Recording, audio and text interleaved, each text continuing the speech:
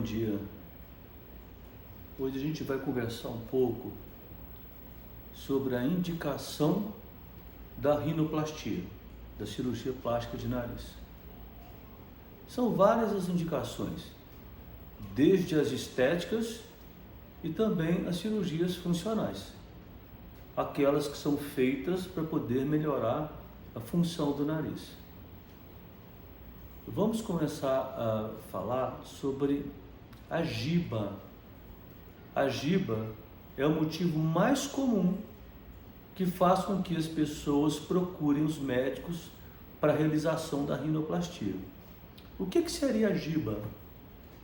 A giba é aquela corcova de camelo, é aquela convexidade que a gente só enxerga no perfil, tá? Eu tenho uma gibinha, né, mais ou menos. Então seria essa convexidade aqui que algumas pessoas são muito acentuadas. A giba, ela confere ao nariz um aspecto mais grosseiro, né?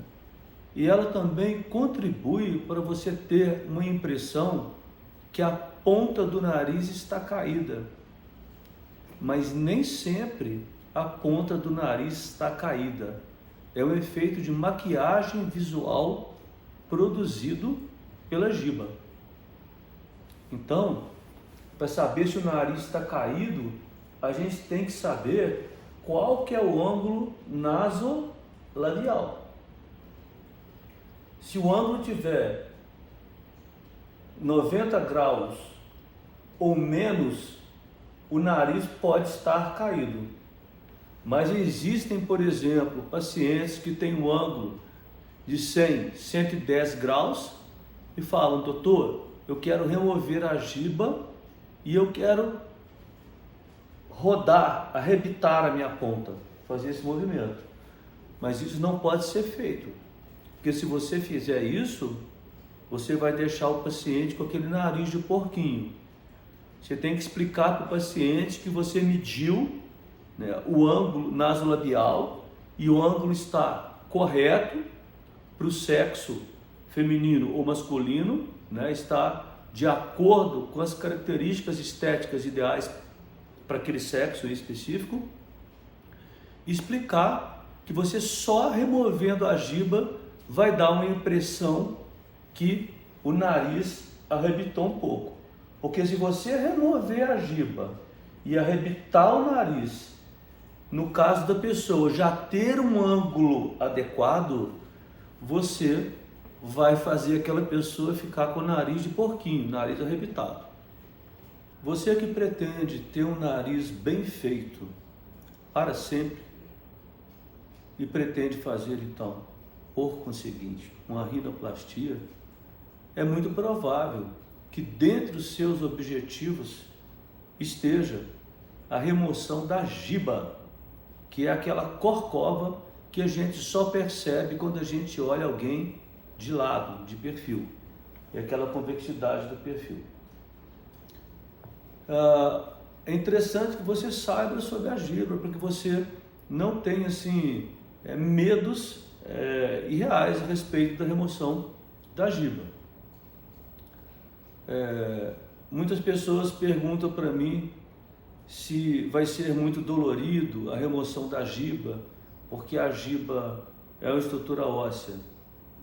Para começar, a giba ela pode ser óssea, ela pode ser cartilaginosa e ela pode ser osteocartilaginosa, ela pode ser mista. A maioria das gibas tem um componente osteocartilaginoso, porque a metade de baixo do nariz é cartilaginosa, move, a metade de cima é óssea. Então, geralmente, a giba está no encontro da porção óssea com a porção cartilaginosa. Então, a maioria das gibas é osteocartilaginosa. E eu observo que muitas mulheres me perguntam, e homens também, né? Quem quer que seja que faça a rinoplastia, doutor, mas vai ter que quebrar o meu nariz? Eu demorei muito tempo para perceber que as pessoas tinham uma noção errônea a respeito de como que você fazia para poder remover o excesso ósseo. Depois de muito tempo eu fui perceber que tinham pessoas que acreditavam, não sei de onde elas tiravam isso, que o médico dava uma retada no nariz do paciente. Não é assim não, pessoal.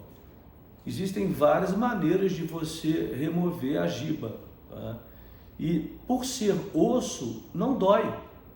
Tem gente que, vai mexer no osso, então dói. Não, é ao contrário. Por quê? Porque a inervação dolorosa, sensitiva, ela não está no osso.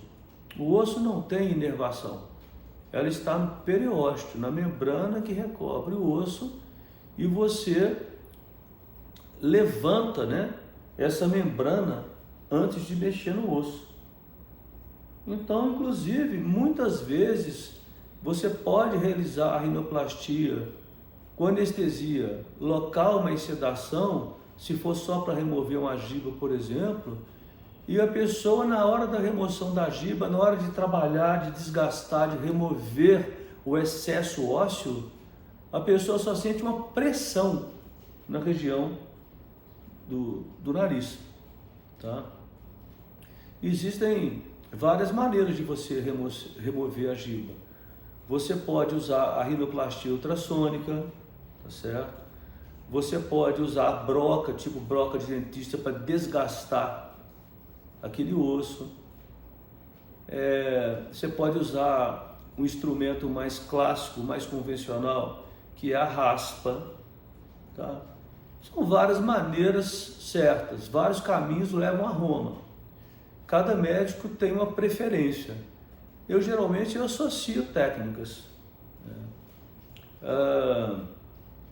É muito tranquilo ressecar a giba, não dói nada, mas o problema não é só a giba, é a consequência da remoção da giba.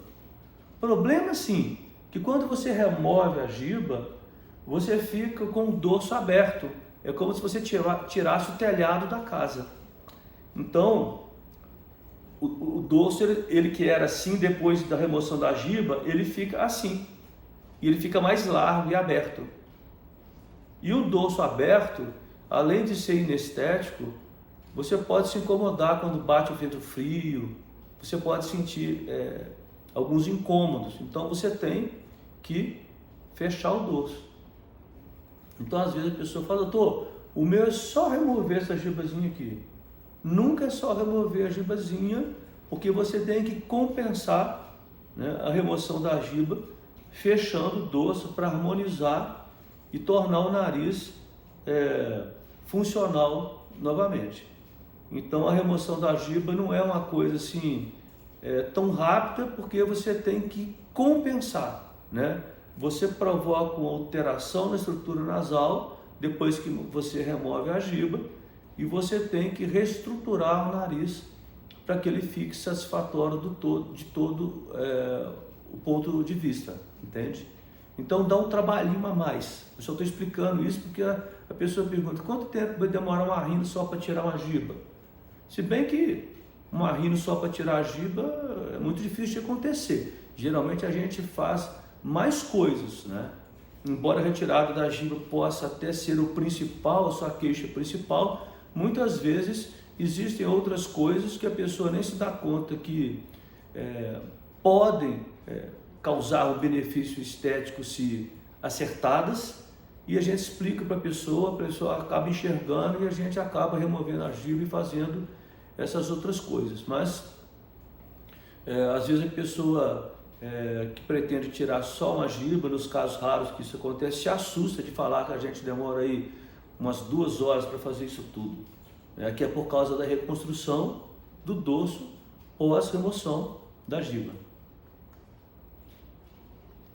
E depois que a gente faz a cirurgia da remoção da giba, né, aquela convexidade, aquela corcova aqui no perfil do paciente, o dorso fica aberto, como eu já disse antes, então a gente tem que fechar o dorso, né, para o nariz ficar melhor estética e funcionalmente também. Mas é importante dizer que para fechar o dorso, a gente tem que fazer as chamadas fraturas laterais. A gente tem que cortar esse osso nasal do lado direito e do lado esquerdo, né? Cortar para o osso poder dobrar em direção ao plano mediano e fechar. E esse corte do osso, essas fraturas que são chamadas de fraturas laterais, elas também podem ser feitas, né, com vários instrumentos, com bisturi ultrassônico, né, pode ser feita com broca, com motor, e pode ser feita com os osteótomos, tá? O que são os osteótomos? Os osteótomos são instrumentos como se fossem chave de fendas afiadas. Seria um bisturi de osso, né? Então o osso nasal, ele tem essa forma laminada, como se fosse um telhado de casa, e você encaixa aquela chave de fenda afiada aqui, que é o osteótomo, e a instrumentadora bate, né? Vai batendo, não no nariz, mas no osteótomo, com o martelinho, empurrando o osteótomo e cortando o osso, para poder fazer um corte bem linear, um traço bem definido de fratura, para a gente poder fechar o teto. E como eu já falei algumas vezes antes, não dói nada, isso pode ser feito até com anestesia local, porque o osso não tem inervação. A inervação que dá a sensibilidade do osso não está no osso, mas na membrana que recobre o osso, e essa é afastada do osso durante a cirurgia e depois de ser colocada no lugar. Essa membrana se chama periósteo, né? E além de você remover a giba, fazer a fratura lateral para poder fechar o dorso, para fechar o dorso não é assim simplesmente dar um ponto e fechar o dorso, não, gente. É preciso reconstruir o nariz, né, na hora de fechar o dorso, e muitas vezes usar enxertos ou retalhos do próprio nariz. Uma das causas mais comuns de procura pela cirurgia plástica do nariz, a giba, aquela corcovinha, quando se olha de perfil, ela precisa de ser removida, depois ela precisa de ser, a remoção dela precisa de ser compensada com o fechamento do dorso. Agora, para fechar o dorso pós-remoção de giba, a gente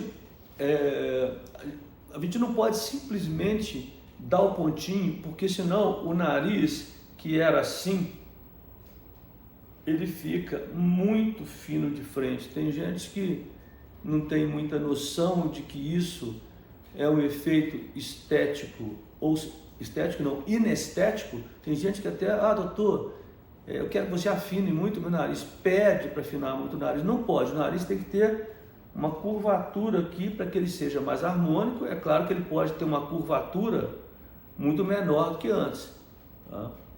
E ele também, se ele for muito fino em cima, você não respira bem. O ar para entrar, o nariz tem que ter um espaçamento entre as paredes aqui do dorso, ó. Assim fica difícil do ar passar. Ele tem que ter um espaçamentozinho assim para o ar passar. Não adianta nada você ter um nariz fino demais e que não respire nada, porque essa região aqui é chamada de região da válvula média.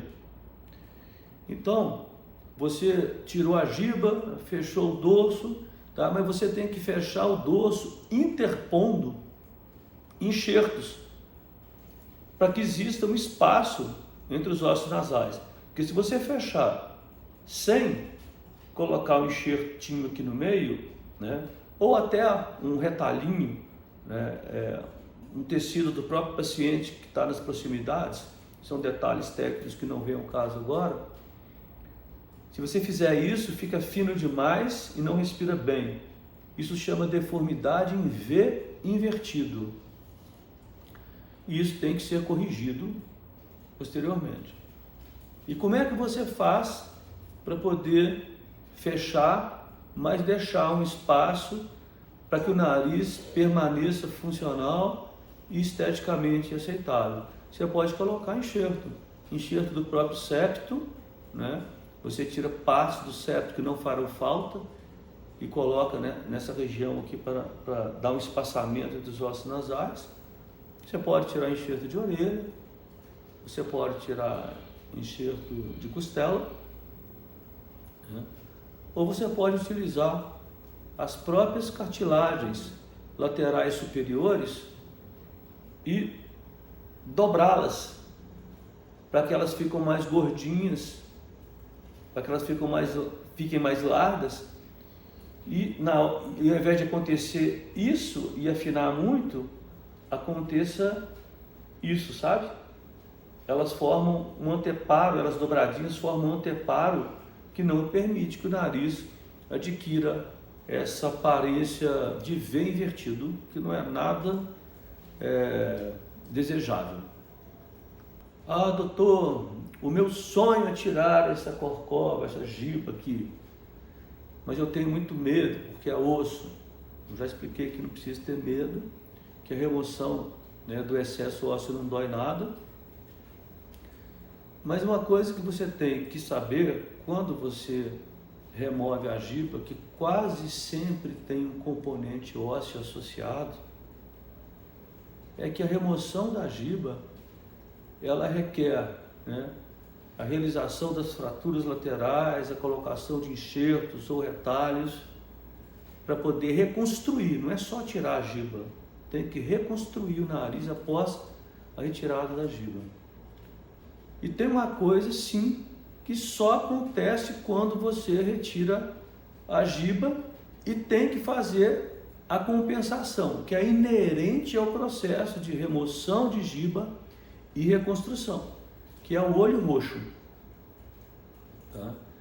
Então, quando você vai trabalhar numa giba óssea, mais precisamente as fraturas laterais feitas para compensar, né, a remoção da giba, feitas após a remoção da giba, é que vão causar o aparecimento da equimose, que é aquele olho roxo, pós-rinoplastia. A remoção da giba propriamente não causa equimose, mas é a manobra de compensação pós-remoção de giba. Olho roxo, e daí? Olho roxo. Fica 7 dias em média o olho roxo. É variável, algumas pessoas 4, algumas 10, em média de 7. Esse roxo no olho, ele não tem problema nenhum, tá? A não ser que você tome sol. Mas você não pode tomar sol, né? Isso é destacado, apontado, iluminado, deixado o mais claro possível para que você não cometa essa bobagem de tomar sol, que aí você pode ter uma alteração da cor das pálpebras inferiores pós-rinoplastia, porque aquele roxo, aquela equimose, aquele sangue extravasado, se você tomar sol, você pode fixar uma olheira pós-operatória e que é muito difícil de ser removido. O roxo pós o contínuo da remoção da giba, ele vai desaparecendo gradualmente. Ele primeiro se torna amarelado, então o roxo vai amarelando, depois ele vai ficando cinza e depois ele some. Ah, doutor, mas se eu tomar sol, eu vou ficar com o olho roxo, igual do Bento Carneiro, vampiro brasileiro? Quando a gente fala isso, os mais antigos adivinham, né, mais ou menos a idade que eu devo ter. Para os mais novos, essa coisa do Bento Carneiro, vampiro brasileiro, não faz muito sentido. Era um personagem, um vampiro, que o Chico Anísio fazia, que tinha o olho roxo, né? Quando você faz uma rino e fica com o olho roxo e toma sol, né, antes de se completarem 3 meses pós-rinoplastia, você pode ficar não com o olho roxo, isso não acontece, e nem amarelo também não, mas você pode ficar com aquela cor cinza tatuado em você, que inclusive é um desafio até nas mãos dos melhores dermatologistas. É difícil de resolver essa hiperpigmentação, né, pós-rinoplastia ocasionada pela exposição indevida ao sol, tá certo? Mas isso tudo fica muito claro, a gente conversa muito sobre isso e nenhum paciente mais, a não ser que queira, né, arriscar, mas ninguém vai se esquecer e tomar sol antes do tempo permitido. Nariz bem feito para sempre. Remoção de giba é uma constante no consultório. E a gente sabe que removeu a giba óssea, tem que compensar, que o dorso fica aberto, fazer as fraturas para poder reconstruir o dorso, colocar enxertos retários e tal. E aí, sempre que você faz uma fratura lateral, você tem um maior ou menor grau, depende de cada um, de equimose, que é o olho roxo. E aí, equimose significa fuja do sol, porque senão você pode ficar com olheira, né? A equimose ela vai sendo absorvida, se transforma numa coloração amarelada, depois numa cinza, e se você tomar sol após a cirurgia,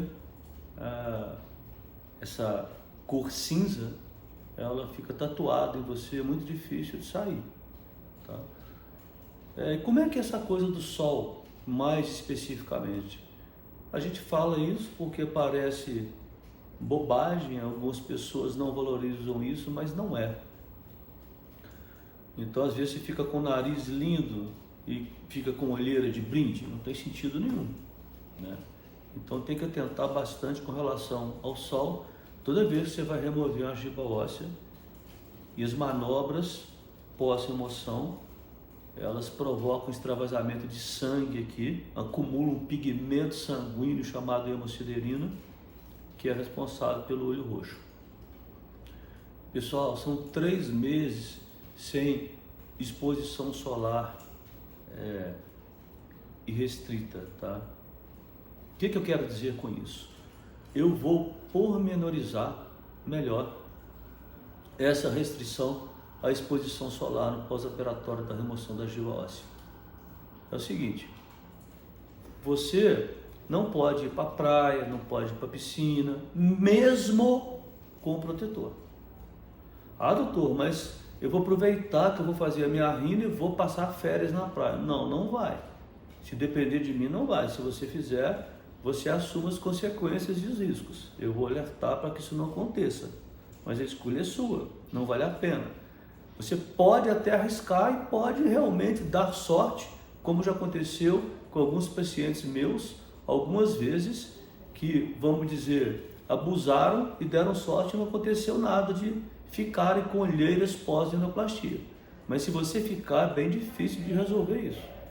Nem é garantido que se consiga, na verdade. Então, a pessoa pergunta, mas eu não posso tomar sol por quê? Eu passo protetor solar, fator de proteção solar 90, porque olha só, o protetor solar, ele bloqueia o raio ultravioleta e não o calor.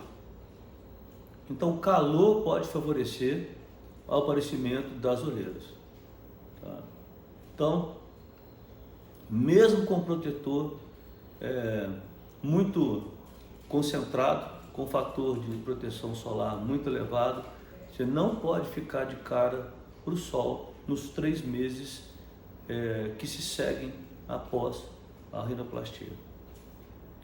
E além disso, como você vai estar atravessando a rua, andando, o sol vai estar incidindo, né, você, para essas situações do dia a dia, você tem que usar o protetor solar de manhã e retocar depois do almoço nos 3 meses após a rinoplastia, tá certo? Fator 30 ou mais, tá certo? Ah, mas eu tenho 60, melhor ainda, mas se for comprar o 30 já é suficiente. E também, doutor, e se eu usar um boné ajuda? Usar o boné ajuda, é uma ajuda a mais. Se for passear numa chácara, né, nos 3 meses após a rinoplastia, use o protetor solar. de manhã, retoque depois do almoço, use o boné. E óculos escuros? No primeiro mês não, porque os óculos escuros, os pezinhos dos óculos pós-sinoplastia podem afundar aqui, deixar fundinho essa região do nariz. Então, toda vez que você faz uma rino, você deve evitar o óculos por 30 dias.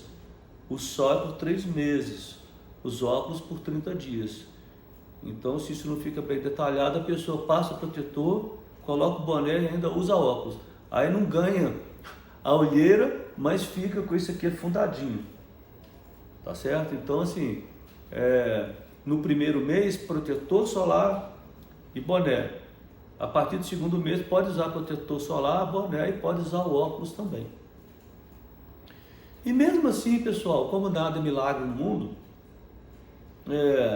não quer dizer que porque você está usando o protetor solar que você pode ficar completamente à vontade indo para lá e para cá debaixo do sol, tá? Mesmo assim, procure ficar mais na sombra. Ah, eu posso nadar? Pode. Você vai numa chácara, na piscina, 20 dias depois que você operou, 30 dias depois que você operou? Pode, mas você vai 8 horas da manhã, dá um pulo na piscina e volta para a sombra. Então no final da tarde, sabe? Uma coisa meio relâmpago. Assim não tem problema nenhum. Assim é super tranquilo. Então não dê chance para o azar. Não custa nada você se programar para poder fazer a rino, né? E evitar o transtorno de uma olheira aí que vai durar meses ou anos, ou até mesmo vai tatuar você de maneira definitiva. Isso é raríssimo de acontecer porque eu meto medo nos pacientes, mas a gente sabe que pode acontecer, tá bom?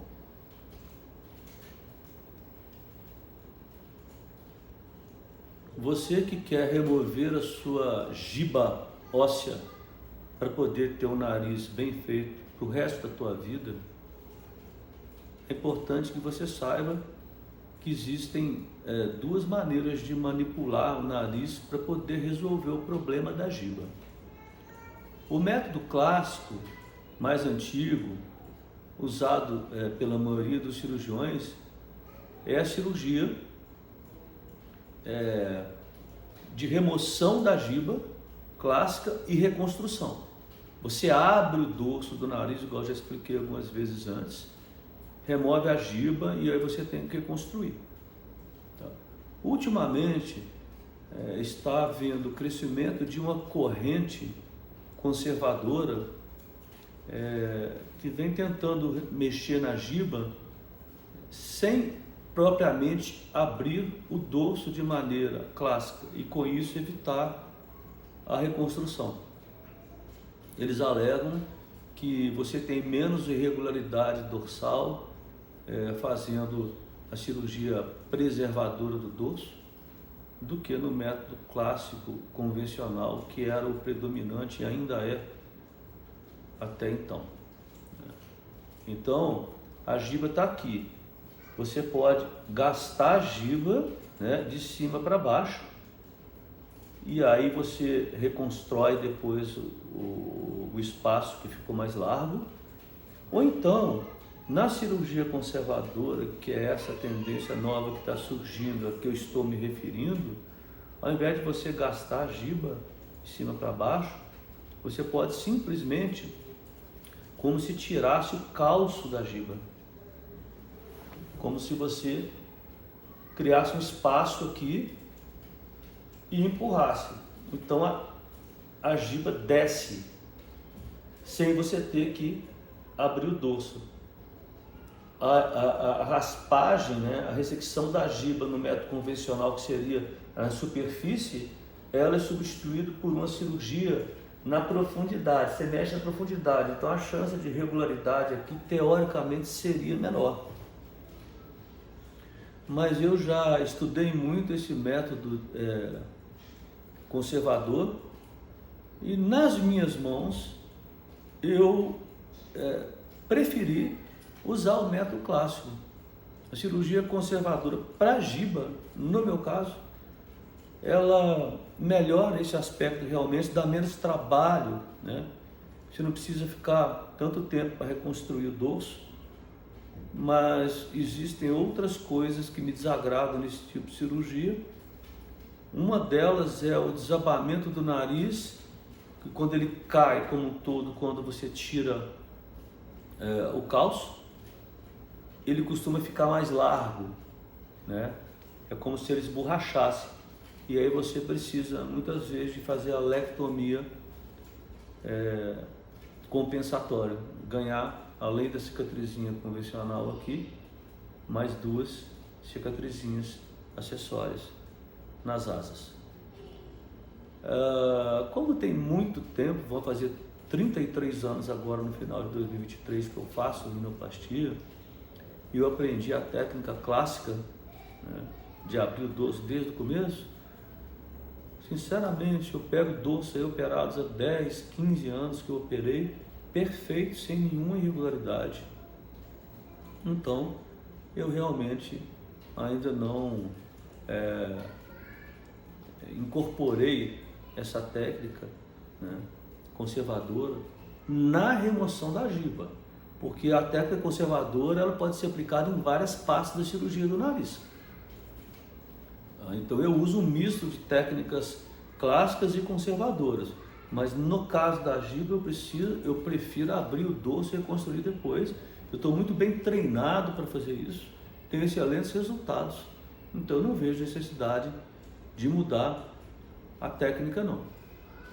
Mas nunca vai acontecer uma irregularidade. Não pode acontecer, tá? Nenhuma técnica é isenta de risco de irregularidade.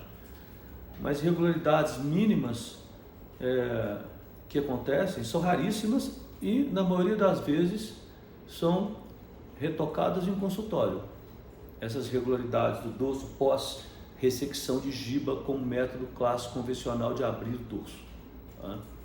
Às vezes a pessoa tem uma leve irregularidade, sente uma coisa de 1 milímetro palpando aqui, com o dedinho percebe uma irregularidade, e aí a gente vai com agulhinha de botox, injeta xilocaína, aquilo amortece, aí você vai com um instrumentinho, faz um corte de 1 milímetro, que não deixa cicatriz nenhuma, e simplesmente raspa no consultório essa irregularidade mínima.